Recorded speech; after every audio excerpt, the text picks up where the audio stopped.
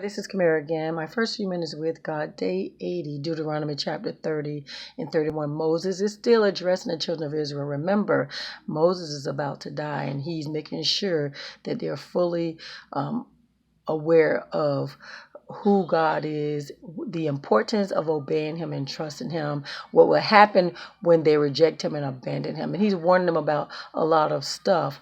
And so yesterday we read about the blessings and the cursings, and we know that the children of Israel are going to eventually turn on God and start to do things that cause them to be in exile. Anyway, once they've experienced blessings, cursings, and of God, and have been put in exile, then them and their children, they're going to return to God, and they're going to obey with their heart and their soul the Lord, and the Lord is going to restore them to their prosperity. The Lord will turn their hearts back to him, and he tells them that you're going to love me with your heart and your soul. He tells them that their enemies who hate them and persecute them, they are going to be afflicted with curses. The Lord will make you successful again. That's what he says.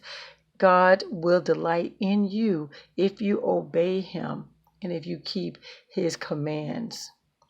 He tells them, he says, God's commands are not far. It's not like they're hidden. They're not in a secret place. They're right there on your lips. They're right there on your heart.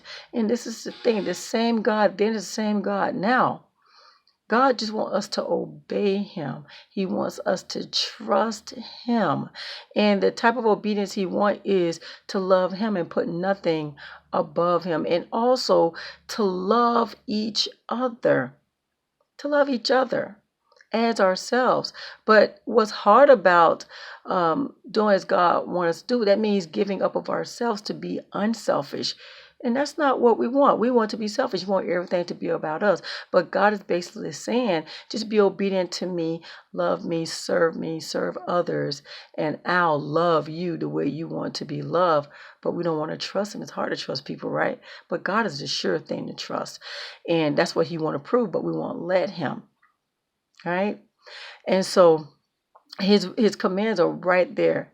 What he desires of us is right there, tip of our lips, in our heart. We just need to obey. But he tells us we have the power to choose life or death, prosperity or disaster. The Lord God, he says, keep his commands, his decrees, and his regulations, and God will bless you. He says, commit to him fully. He's telling us that even now today. He says, this is key to your life.